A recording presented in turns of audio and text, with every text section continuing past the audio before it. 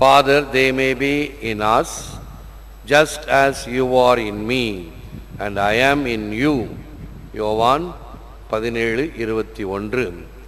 தந்தையே, நீர் என்னுள்ளும் நான் உம்முள்ளும் இருப்பது போல் அவர்களும் ஒன்றாய் இருப்பார்களாக. இது கிறிஸ்து வழங்கும் வாழ்வு தரும் நற்செய்தி. கிறிஸ்துவே உமக்கு புகழ்.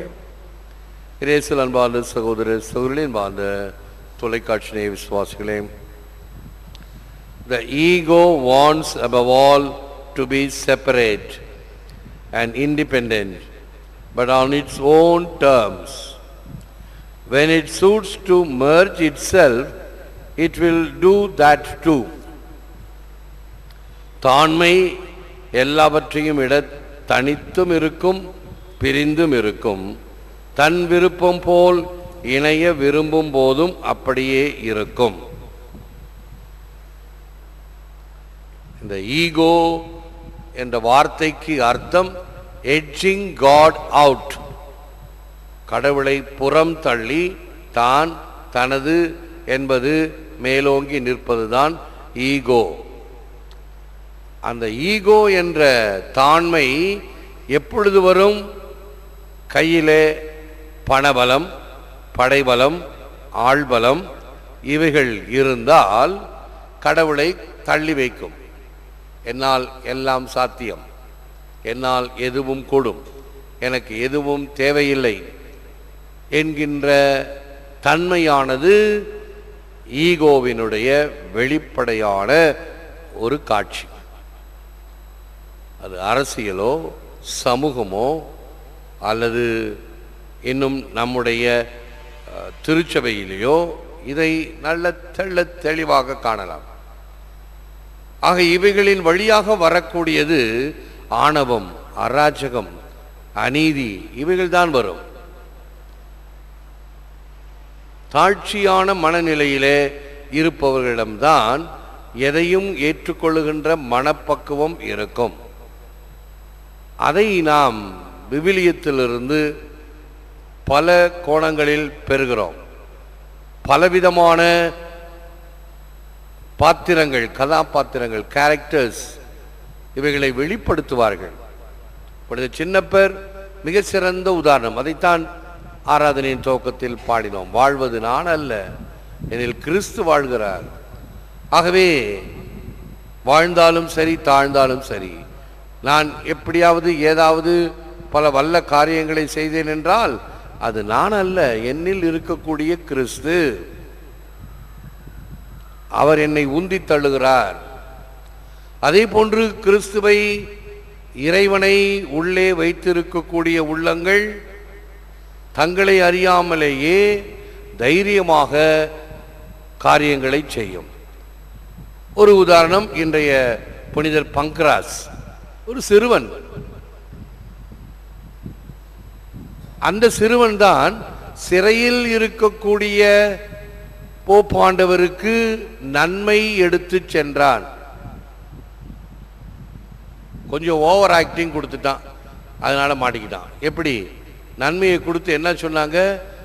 தம்பி பத்திரமா எடுத்துட்டு போ, நன்மை எடுத்துட்டு போற, பக்தியா இருக்கணும், பராக்கு பார்க்காத, அங்கேயும் எங்கேயும் பார்க்காத, விளையாடாத, எடுத்துட்டு போனியா நேராக சிறைக்கு போய் போப்பாண்டவரை பார்த்து கொடு, அவர் எடுத்துப்பாரு என்று யாருக்கிட்டையும் ஒன்றும் சொல்லாத, என்ன எடுத்துட்டு போறேன்னு சொல்லாதேன்னு இவங்க ஓவரா பில்டப் பண்ணவும், அவனும் என்ன பண்ணான்? நன்மையை வச்சு உள்ளே வச்சுக்கிட்டான், கையை ரெண்டு நெஞ்சு மேலே வச்சுக்கிட்டான், அப்படியே போனான்.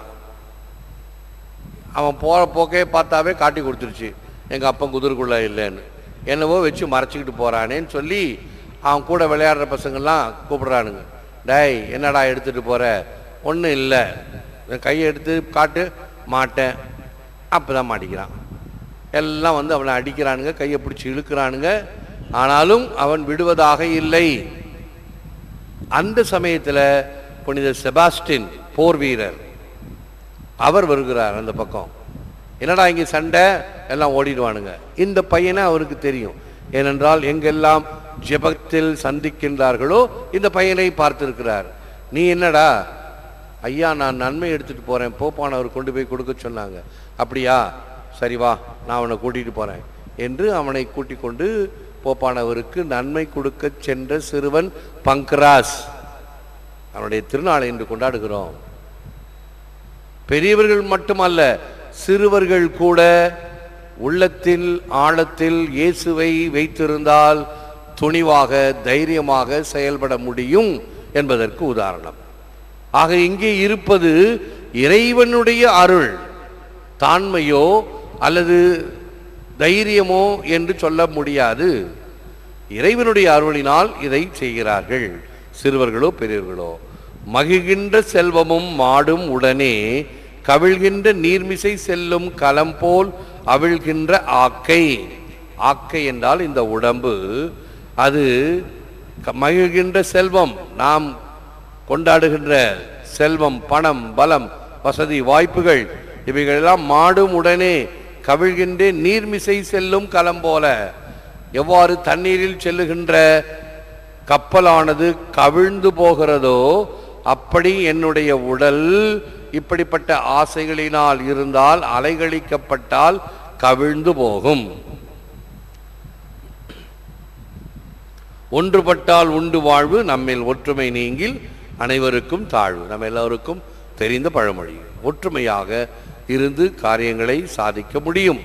அது மிருகங்களாக இருந்தாலும் சரி, மனிதர்களாக இருந்தாலும் சரி. இப்போ இருக்கவே இருக்கு வாட்ஸ்அப், நிறைய படங்களை அனுப்புகிறார்கள், விதவிதமான செய்திகள், படங்கள். அப்போ ஒரு காட்டு எருமையை ஒரு சிங்கம் வந்து முதுகுல ஏறி கடிக்குது. சிங்கம் வலிமை வாய்ந்தது, இருந்தாலும் காட்டு எருமை அதை சமாளிக்க முடியவில்லை. காட்டு எருமையும் அதற்கும் வல்லமை உண்டு. நேராக வந்தா கொம்பால குத்தி தூக்கி போடும். பின்பக்கமாக வந்து முதுகுல ஏறி உட்காந்துக்குச்சு சிங்கம். இதை பார்த்த இன்னொரு காட்டெருமை ஓடி வந்து ஒரு கொம்பால குத்தி தூக்கி போடுது. ஆக அப்புறம் சிங்கம் ஓடியே போச்சு. துண்டை காணும் துணியை காணும், ஐயோ நம்மை விட வலிமையானவர்களா என்று. எல்லாம் ஒன்று சேர்ந்ததும் அதன் பிறகு எந்த சிங்க கூட்டமும் அவர்களை ஒன்றும் செய்ய முடியாது. விலங்குகளே நமக்கு ஒரு பாடமாக இருக்கும் பொழுது, மனிதர்கள் சமுதாயமாக சமூகங்களாக சேர்ந்து வாழ்தல் வேண்டும். ஒற்றுமை நீங்கில் அனைவருக்கும் தாழ்வு. இந்த ஒற்றுமை இல்லாவிட்டால், ஆனால் நாம் பல காரியங்களில் ஒன்று சேர்வது இல்லை. பல வகையான காரியங்களால் பிரிந்து கிடக்கிறோம். கிறிஸ்துவத்திலே பாருங்கள், எத்தனை சபைகள். கிறிஸ்துவை ஏற்றுக்கொள்கிறோம், ஆனால் சபைகள். கத்தோலிக்க திருச்சபை தான் முதலான திருச்சபை. இங்கிருந்து கோச்சிக்கிட்டு ஏதாவது ஒரு காரணத்துக்காக போனதுதான். மற்ற அனைத்தும் ஏக கத்தோலிக்க பரிசுத்த திருச்சபை நம்முடைய திருச்சபை. Love is a higher merging of the self, a merging that is not a flight but a reaching out. It is the only thing that will save us. Learning to love now means learning to survive. அன்பு உயர்வானதோடு தன்னையே இணைத்து கொள்ளும். ஓடி ஒளிய அல்ல, ஒட்டி உறவாட. அது ஒன்றேதான் நம்மை காக்கும். அன்பு செய்ய கற்றுக்கொள்தல் வாழ கற்றுக்கொள்தல் ஆகும். நம்முடைய வாழ்க்கை அந்த அன்பு மயமான வாழ்க்கையாக இருத்தல் வேண்டும். நேற்று 2 பரியம் நிகழ்ச்சிக்கு சென்றேன்.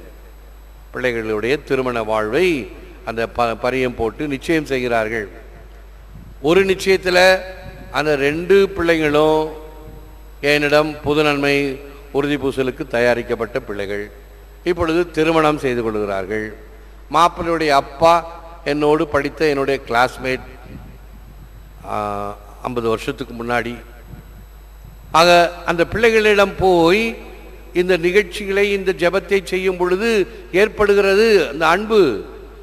நான் பார்த்து வளர்ந்த பிள்ளைகள், புது நன்மை உறுதி பூசல் வாங்கிய பிள்ளைகள் இதோ இப்பொழுது திருமண நிலையில் இருக்கிறார்கள் என்னும் பொழுது அந்த ஜெபமே ஒரு வாஞ்சையோடு கொடுக்கப்பட்ட ஜெபமாக இருக்கும். எல்லோருக்கும் கொடுக்கிறோம். இன்னும் இப்படி இருக்கும் பொழுது அதனுடைய அன்பு அதிகமாக இருக்கும். இப்படித்தான் நம்முடைய இந்த உணர்வு, வாஞ்சை இன்னும் அதிகமாக நம்மை அன்பு செய்பவர்களை அதிகரித்து கொண்டே போக வேண்டும். இப்போ என்னுடைய அன்பொலி டிவி பல வகைகளில் இப்பொழுது கொடுக்கப்படுகின்ற மறையுரை திருப்பலி முடிந்தவுடன் அடுத்த 5வது நிமிடத்திலே பல வகையிலே பறக்கும்.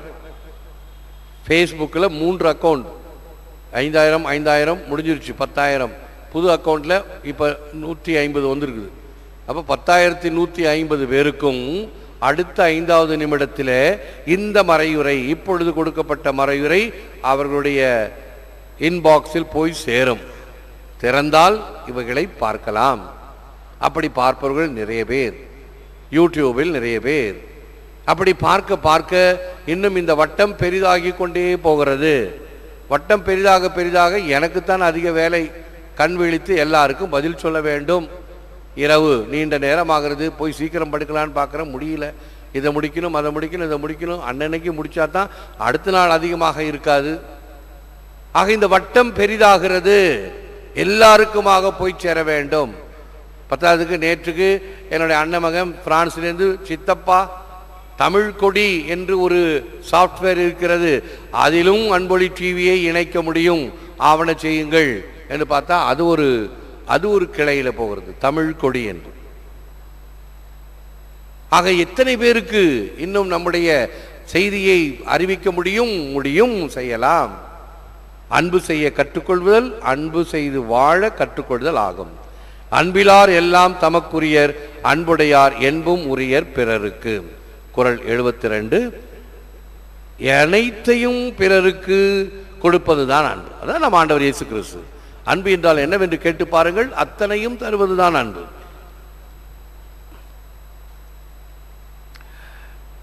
Saint Leo the Great. There is no ailing one whom the victory of the cross be denied to, nor there is anyone whom Christ's prayer does not help to. For if it was so profitable for those who treated him so cruelly, how much more will it not be for those who are converted unto him? Saint Leo the Great. சிலுவையின் வெற்றியை மறுக்காதவருக்கு எக்குறையும் இல்லை. அதே போன்று கிறிஸ்துவின் ஜெபம் யாருக்கும் பயனில்லாமல் போகாது. தன்னை உபாதித்தவர்களுக்கே பயனளித்த போது எவ்வளவு அதிகமாக அவரிடம் மனமாறி வந்தவருக்கு உதவும் என்பது வெள்ளிடை மலை.